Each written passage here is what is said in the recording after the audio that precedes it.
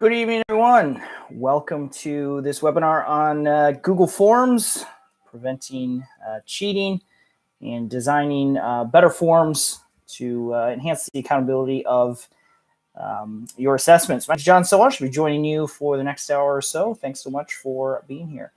If you are watching the replay, if you are not watching this live, if you're watching the replay, go ahead and look at the comments or the description for this video. You will find a table of contents where you can click on specific moments in the webinar and kind of skip ahead, skip through some of this preliminary stuff, get right into the content. We don't officially begin until 8 p.m. Eastern, which is about 10 minutes from now. And if you're watching the replay, you're probably not going to want to sit here for 10 minutes and listen to us chat. So just click down there, the description of the video, and you'll see timestamps that you can click through to check it out. Excited to be here with you. Thanks for joining me. I'm going to just kind of move some windows around, get myself organized. And like I said, at 8 p.m. Eastern sharp, we will jump right in and get started.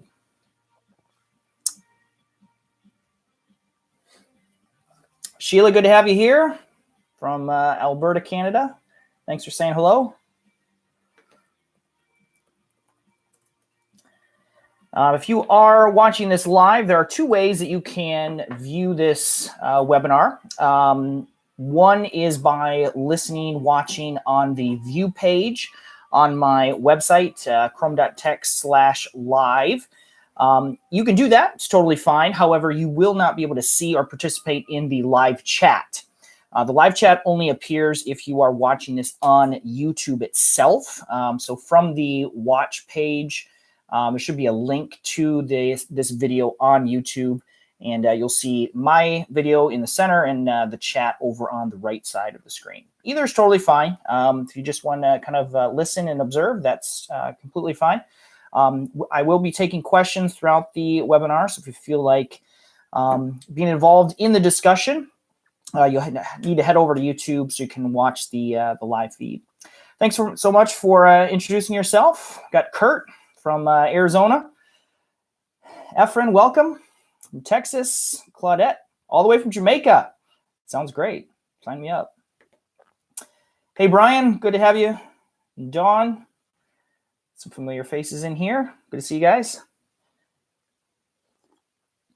You've got a few minutes before we officially begin, so grab your favorite beverage. I've got a nice cup of coffee at the moment.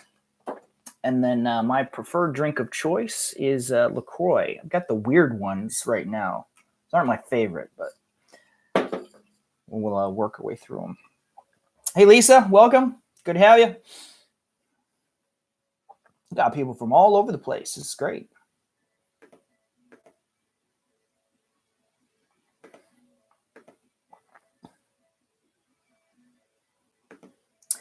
While you're hanging out, waiting to begin, one thing that I'd like to invite you to do, totally optional, but you might find it valuable, is to head over to Facebook. If you have not liked my Facebook page, it's the Chromebook Classroom. You may find that to be a useful resource. I post daily Chromebook tips and tricks, Chromebook specifically, but Google-related content on a daily basis. If you are sick of seeing political content in your Facebook feed, I promise not to do any of that. I'll keep it focused on teaching, learning, technology, and similar things. So I'll throw the link to the page in the chat here. If you feel like jumping over there, certainly welcome to do so.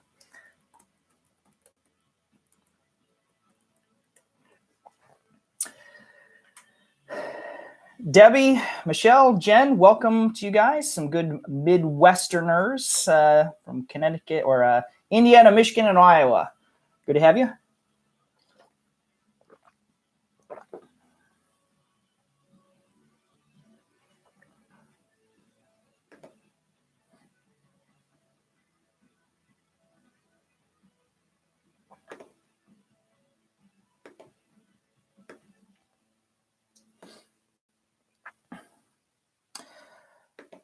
how's the audio for you guys? This is always the tricky part about.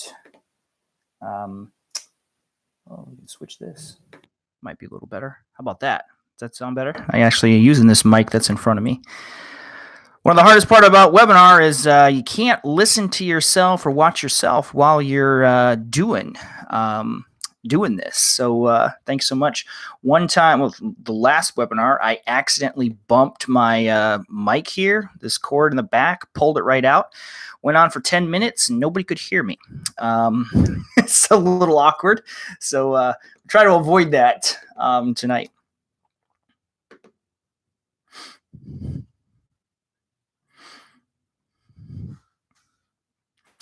Thank you so much. Appreciate the feedback. All right. Well, before we get started, I'd love to hear. So you guys are here on a Thursday after a long day of teaching for many of you. I've never done this particular webinar before.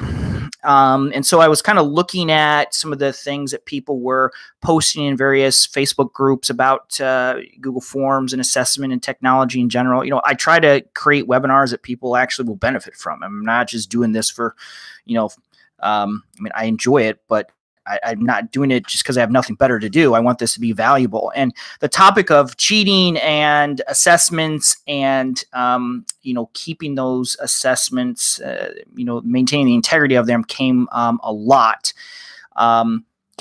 So you're here. I'm guessing this is a topic of interest to you. So I'm curious, what has been your experience doing digital assessments, quizzes with forms? Are you here to prevent cheating and just to make sure that you know what's going on? Or is this something that has been a major issue in your classroom? I actually had a student, one of my former students, as I was kind of promoting this webinar, actually commented on one of my Instagram posts to say that her and her friends used to cheat on my digital assessments all the time.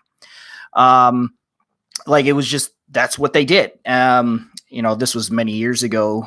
She's since graduated college. She's in grad school now. But I was kind of like, wow, gee, I had no idea that they were cheating at the time. So I'm curious if this is a problem you are just anticipating and kind of like keeping an eye on, or if it's something that you're aware that is going on in your classroom. And well, I don't know if you guys probably can't hear, but those of you commenting on the weather and such, yep, just hit my house. It is like pouring out there right now.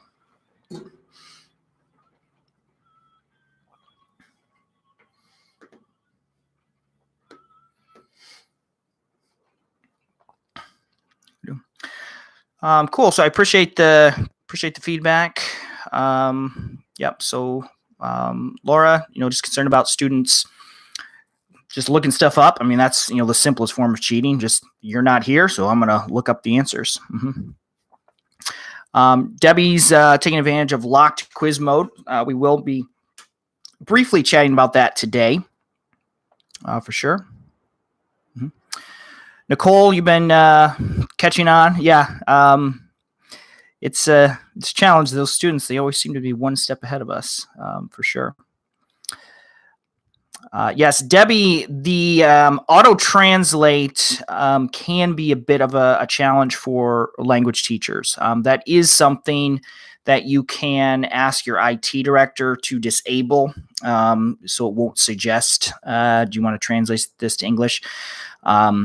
You can do it on an individual device, but obviously students are going to be reluctant to do that. But from the Google Admin Console, it is possible to disable that feature if necessary. But again, same thing. They nothing would prevent them necessarily from just jumping over to Google Translate or something. Absolutely. Got a couple of world language teachers in here. Very good. Cool. Yep. Jose, appreciate that feedback. Yep. Belinda, thank you for asking that question. Let's get this out of the way right off the bat. Belinda's asking, when will this locked quiz mode be available to everyone? It is currently in beta, and I have no idea. Is the honest truth. I predict it'll be pretty soon. So this has been a very, very difficult thing for Google to develop. And they had some issues with it, which is why it's taken so long. They want to make sure that it's reliable when they roll it out. So they kind of rolled it out to the beta. Then they kind of halted the beta program. They actually stopped adding new people for probably a couple of months. I have observed that in February, they did start adding more beta schools to the testing program, which tells me they worked out some of those kinks, and I am anticipating they will roll it out. I was anticipating March. We're halfway through. It hasn't happened. So again, that's just complete speculation on my part. But I do anticipate it will be this school year, this spring, most likely, for sure. All right, I'm going to post something in the chat that is very important. You will need this for this webinar. So I have created a special Google form that we will need to use during this session. Let me see, make sure that posted. It's the same link that was on the watch page. You may have seen the button for that. But you'll want to pull up that Google form and take a look at it while you are listening to this webinar. We're going to go through that, and that'll kind of guide you along so you'll be able to actually see some of the things I'm talking about and experience them, not just hear me talk about them. Let me post that in one more time. I don't think that Google did not like my link.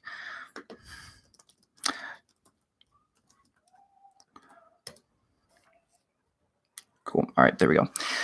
So definitely have that open, and I'll walk you through that as we go through this webinar.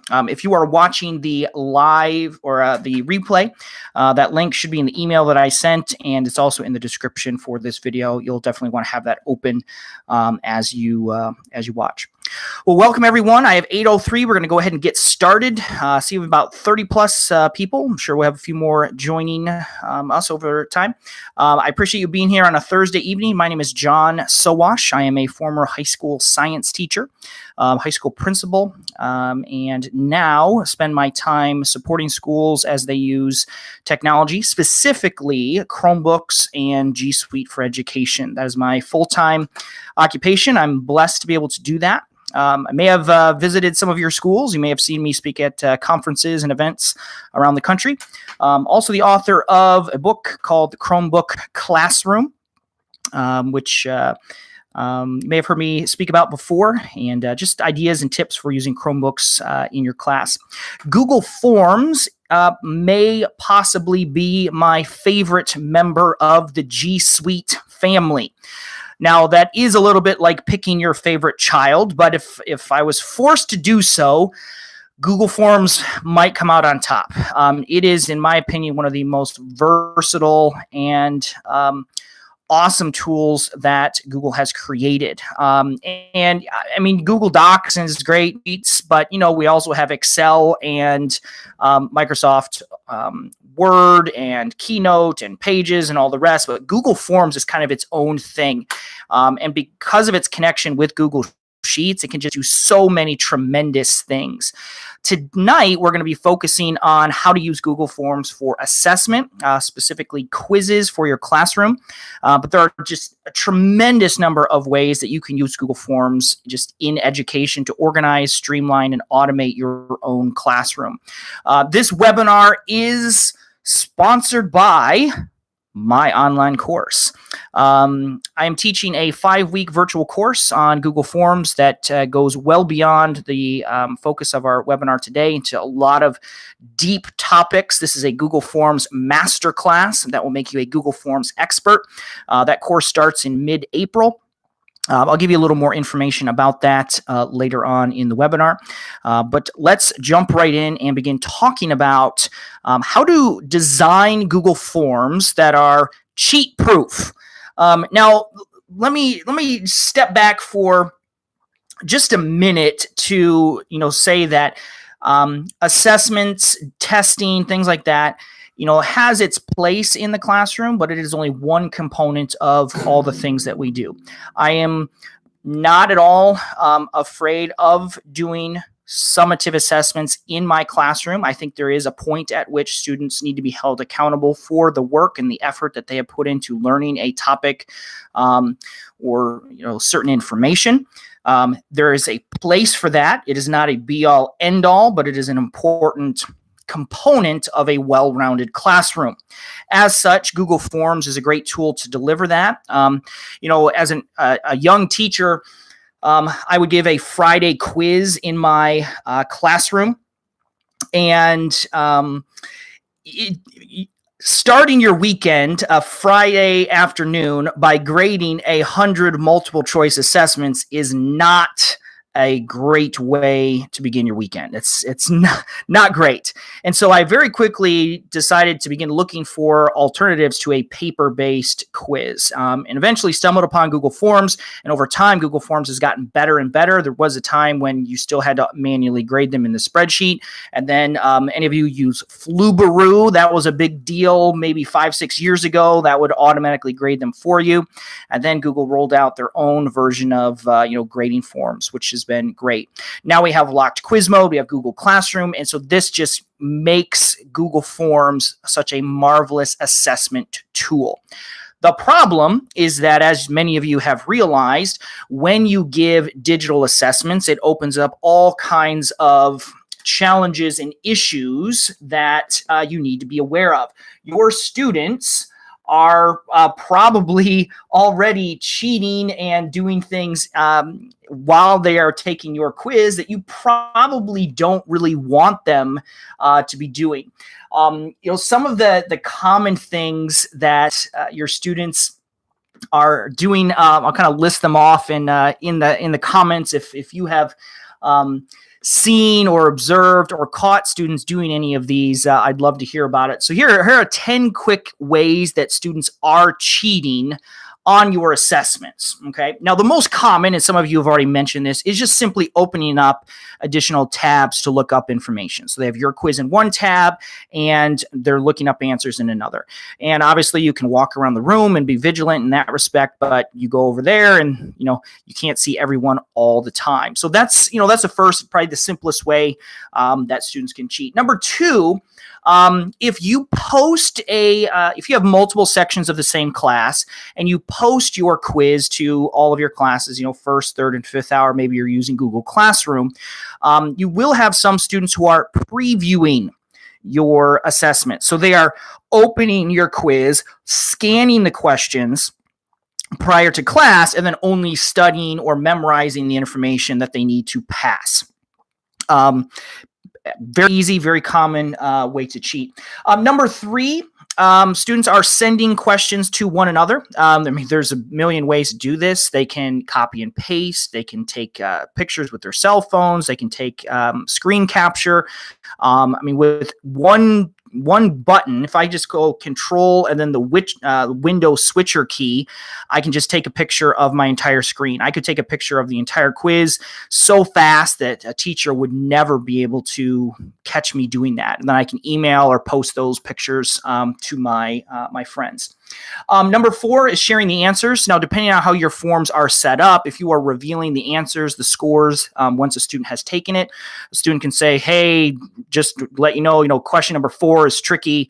You need to know about that one, and they can easily share answers with one another.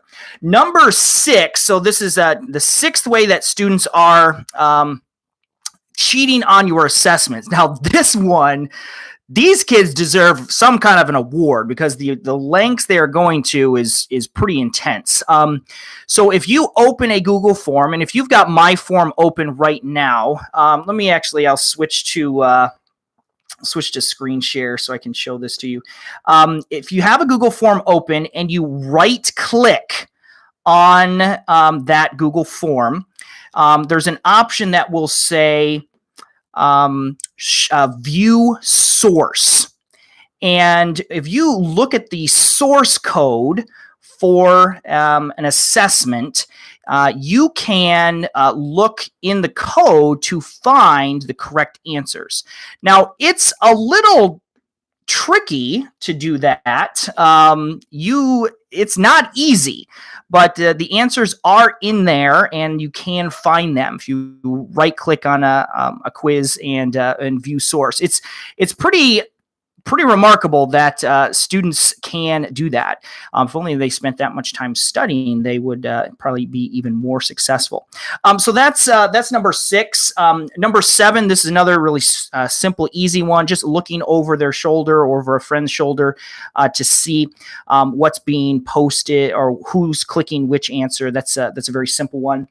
Number 8, some of you language teachers have experienced this. If you right-click on a word, depending on what extensions you have installed and what features you have enabled, when you right-click on something, it can define the word, it can check your spelling, it can translate things. So there's all kind of context menus when you right-click on an object that students could be using.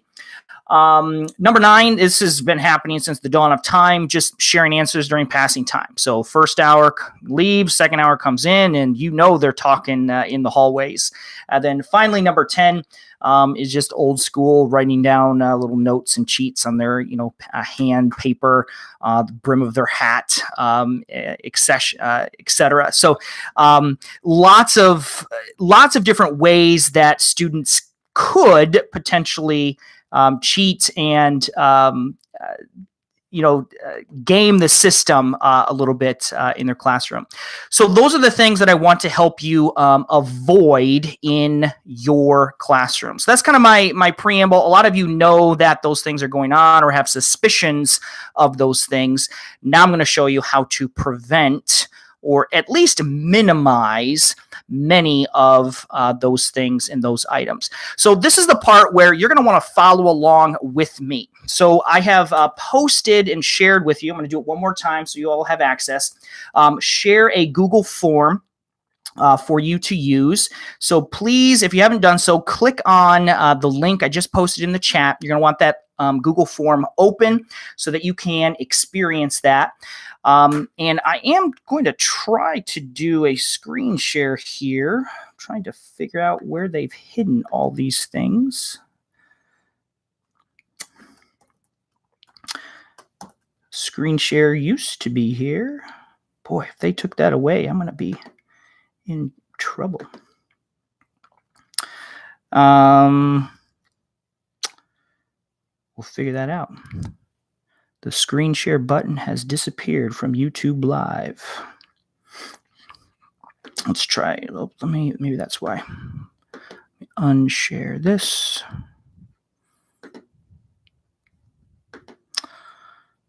Try one more time. Sorry about that.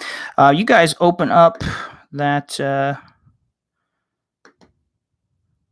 form, and I will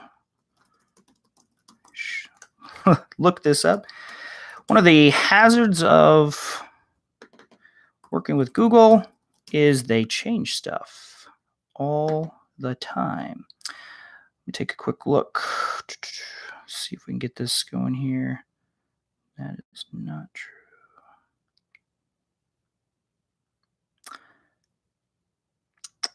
No thanks. Man, yeah, interesting. All my controls are gone. All right, let me look this one more time. Bear with me. Sorry about that. I really enjoyed setting up this Google form for this webinar. Typically most presenters will do a slide deck, for their things. I was like, I'm going to use Google Forms to do this, which, I've never done before. But I think this should be fun. Hopefully I can get this screen share working here so you guys can follow along with me. But yeah, some cool things. So everything I'm going to show you, I am going to have in the form as well, so that we can check it out. Let me,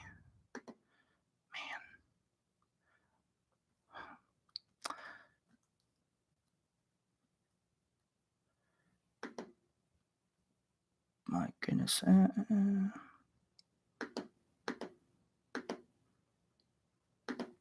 Well, I'm not sure I'm going to be able to get this going, unfortunately. Shoot.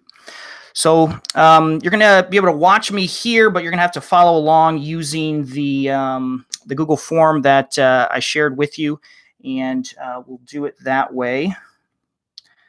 Unfortunately, I don't see the share button on here. So let's jump right in. So you've got this Google form with you. So the first little tip, I'm going to share 5 tips with you this evening. And the first tip is super easy. A lot of you are probably doing this already, which is to actually go ahead and shuffle the question answers, the answer options for the screen. So on this form, you're going to be taking a little Google trivia with me. I guess we can kind of do it this way.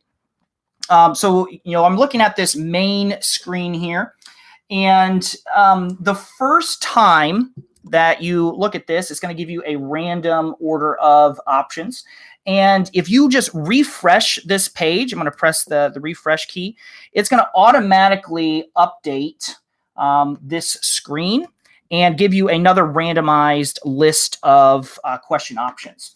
Now, this is super simple. It's just a kind of a quick and dirty way to randomize and prevent kids from cheating, but at least it prevents those screen creepers from looking over the shoulder of their friends to figure out which answer they've selected. So every time you press the refresh key or a different student loads this, you're going to get a different mix of questions.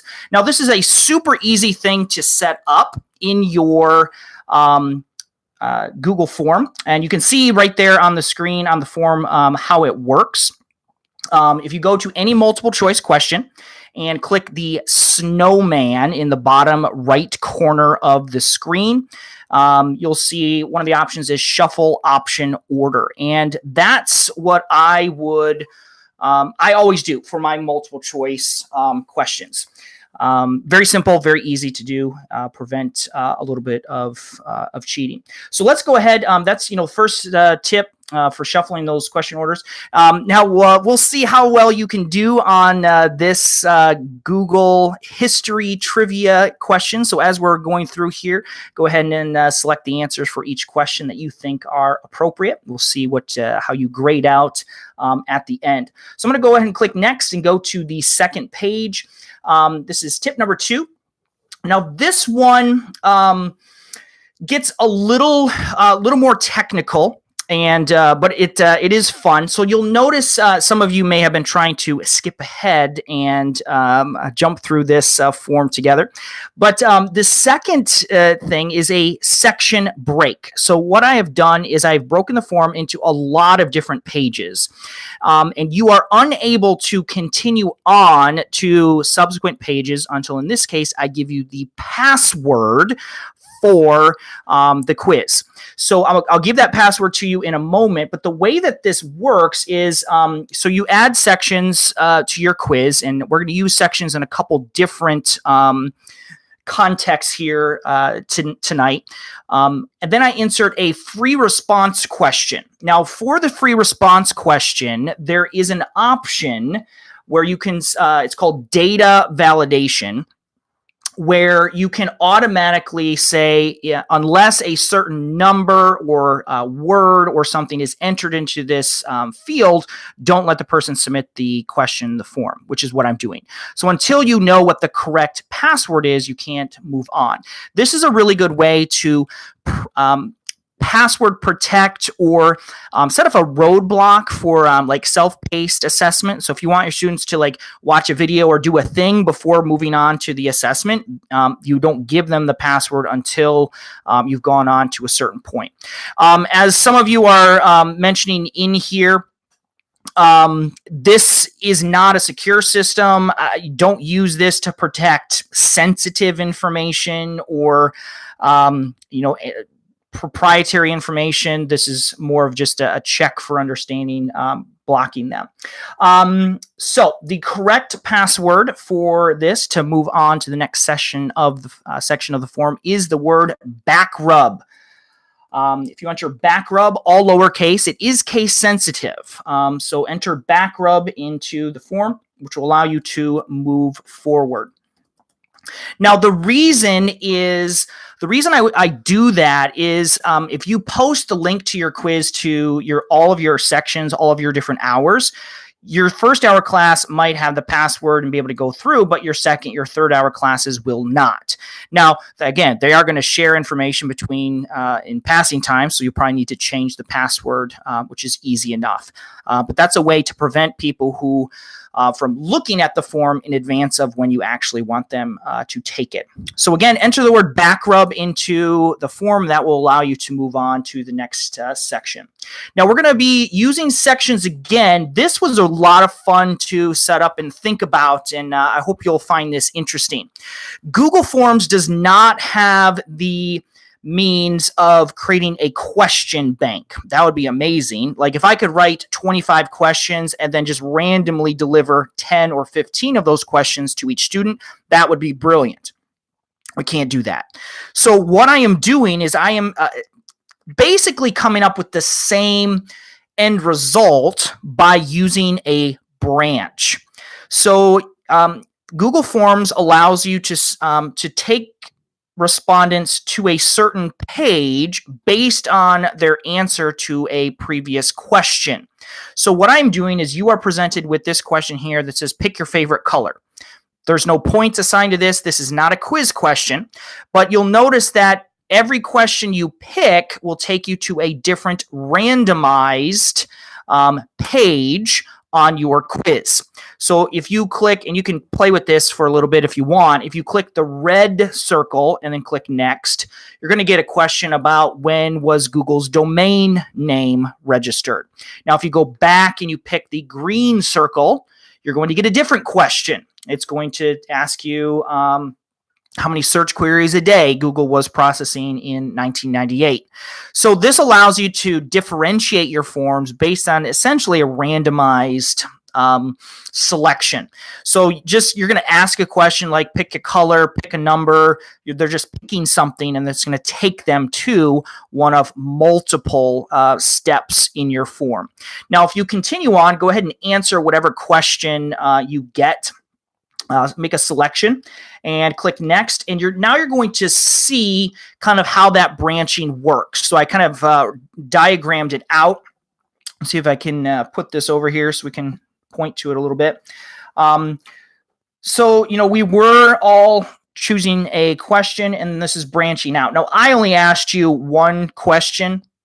However, in a typical assessment, there might be 3, 4, 5 questions for each branch, and then it all comes back together. So there might be certain questions that you want every student to get. You would ask those questions either here or back over here when we all come back together, and then you've got some randomized ones in the middle. Now, this is a little more work to set up. Obviously, you're writing more questions and to set this all up. It's not something I would probably do initially, but once your question or your quizzes have been converted to Google Forms, you're comfortable doing it. As you want to improve and enhance those quizzes, this is a great way to make that happen.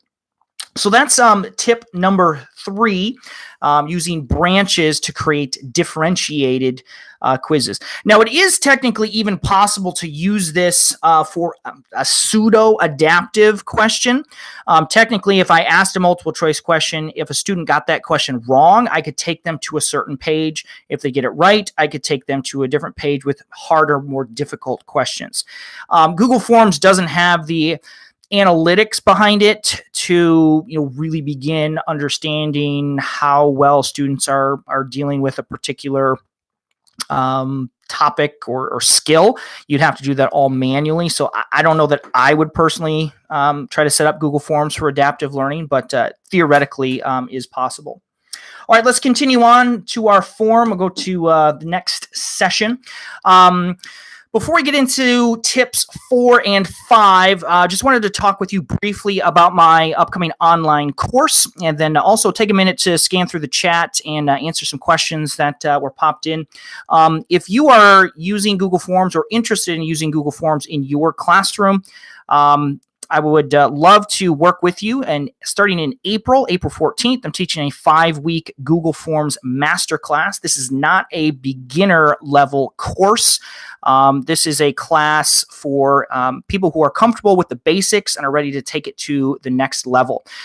Assessment, Google Forms for assessment, is only one topic of the course. We do spend 1 week on creating quizzes through Google Forms, but we go into topics like automation, how to use add-ons for Google Forms and Google Sheets to create automated systems to manage your classroom, things like lunch counts, attendance, parent contacts, permission slips, discipline referrals, certificates, standards-based gradings, lesson plans. I mean, it goes on and on and on. There's hundreds of different ways that you can do this.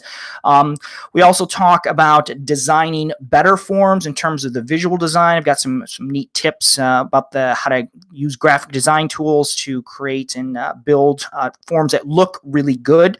And then we also get into a little bit of data analysis. I'm not sure how comfortable you are with Google Sheets and just spreadsheets in general, but we spend 1 week in the course looking at, we created a form, we collected some data.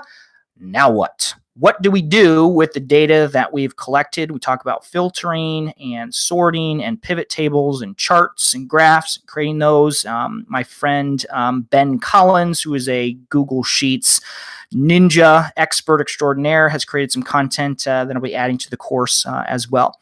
If you are interested in taking your use of Google Forms to the next level, I would love to have you as part of the course, which starts again in April. I have a special deal for you guys who are in this webinar or watching up to this point. This offer will not be in the email that I send to you as a follow-up with the recording. This is the only place you'll see it. The course is $125, which I believe is a great deal based on the amount of content and effort I put into it. But I'm giving $25 off if you go to one special link, which is in that Google form that I've shared with you. So chrm.tech/forms25. That's the only place that you'll find that discounted rate. If you're interested, I encourage you to hop in and do that. This course is already 50% full. I did some pre-sales, some early registration, and we're almost we're over halfway full. So again, if you want to save $25 and join me for that course, you can head over to that URL. Last thing about the course, I am going to give away 2 free registrations to the course. The only thing you have to do to register is enter your name into the spot that you'll see there on the live form that I've shared with you. We'll submit that right at the end, and I will just randomly pick 2 names out, and you'll be able to join me for that online course. Thanks so much for listening to my spiel. I hope you'll consider joining me for the course. I'm going to jump into the chat. Sorry, haven't been annoying you. Just there's a lot to keep track of as I'm looking at my slides and talking, but let me jump into the chat here and answer some questions, see what's happening. Efren had a good tip. This never happened to me, but yes, I agree. Google form, on every Google form that you create, it says do not use Google Forms to collect passwords. So they must have some AI involved so that if it appears that your form is collecting a password, it may block or restrict that. I think on mine, I use the word passcode. You can also say it's just secret word or something. But yeah, if you have a question that says what is the password, that could possibly get you flagged. Debbie has a comment, saw a couple of you asking about this in terms of setting times for quizzes to open and close. Kind of, sort of. So Forms itself has the ability to be turned on and off, and certainly if you can remember, you can turn off your forms in between class periods so that students can't access them. The other easy thing to do is just to not post the link to your form in Google Classroom until you're ready for students to take it. I mean, that's the easiest, simplest way to do it. You cannot 100% guarantee that students won't copy the link or share the link to the form to their classmates, so that's not a foolproof solution, but it should minimize it tremendously. And then I saw someone did talk about a tool that is very good. R. Harrison, form limiter is outstanding. That does allow you to schedule your form. So you can turn it on, turn it off at a specific time. You can also disable your form after a set number of responses have been received. Form add-ons is is a big topic of my online course. There's, about 6 or 10 really good ones that, if you know how to use them, can really supercharge your ability to use forms effectively. Kurt, totally agree with you. Yep, schedule your posts in Classroom. That's the easiest way to restrict access to your forms as well. Nicole has a question about the course. It's kind of a hybrid, Nicole. It is a cohort model, so there is a distinct start and end time to the course, but there are no live sessions. I post the content for the course every Sunday afternoon, and you have the entire week to work through that content. Based on past students, it's about an hour a week commitment, more or less, depending on what you want to do each week. But that's what you can probably anticipate, at least an hour worth of work. So some people will do it all, over the weekend. Some people will, do a little bit here and there over time. It's a very stress-free course. Nothing is mandatory. You get out of it as much as you like. So again, there's a start and an end, just because we don't want it to go on forever. And each week has a focus, but there's no live mandatory sessions like this. Cool. Well, thanks so much. If you have any questions, again, pop those into the chat on the webinar, and I'll take a look at those here in a little bit. We're going to go ahead and move on to the tips 4 and 5 to wrap things up for the evening. If you're interested in winning one of those free registrations, type your name in the form, and we'll go to the next page right under that video there. Now, this next one is a little deceiving. I mean, it's technically not necessarily a way to prevent cheating, but this is probably the most important tip that I have for you. One of the best ways to limit cheating on your digital assessments is to ask better questions. If your questions are easy to Google, that makes it more likely that your students will do so. Google Forms is not limited to multiple choice assessments. You should be asking a variety of different questions, and Google Forms is capable of doing some creative questions, and also you can still use the auto grade feature of Google Forms with these various things. So I'd like to show you 6 quick examples of different styles of questions that go beyond just the basic multiple choice. So I'm going to go ahead and click next again on my form. The first question type that I would encourage you to use, this one's pretty easy, is a checkbox question. So hopefully you're going ahead and selecting some choices, picking some answers as we go through here. Checkbox question allows you to say pick all of the correct choices. So the first one is about, which of the following been CEO of Google. It is possible that you could select all 4. However, I've given you a little hint that 3 of these 4 are correct. Now, those hints appear because I'm using the data validation tool, where I can go in and set rules for these checkbox questions to say only allow the student to select 3, or no more than 4, or at least this number.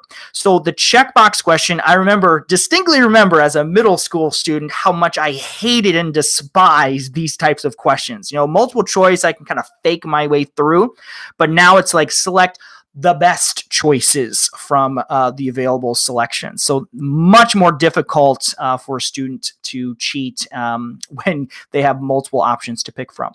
So that's the first checkbox question. Now the next one is similar. It is still a checkbox question, but this is a sequence question. And this does get into the types of questions that are being asked on the Smarter Balanced, NWEA, M-STEP, the different digital assessments that are being asked in schools today. So the sequence question that we're looking at here is it's a little complicated to set up. I pull it up on the screen, but the idea is that you have to pick. In this case, there are 6 letters in the word Google, but there are only 4 colors. So can you remember the sequence that they appear in? So I'm pretty sure blue is first. And then it's either yellow or red. So I think I'm going to go, I think yellow is 4th. So we'll pick that one. And then I think red is 2nd. So that's what you would do. So this allows me, because when they have 4 colors, at least 2 of these are going to have 2 selections for this particular question. So I'll let you decide. I'm not going to give away the answers for you here. This one is worth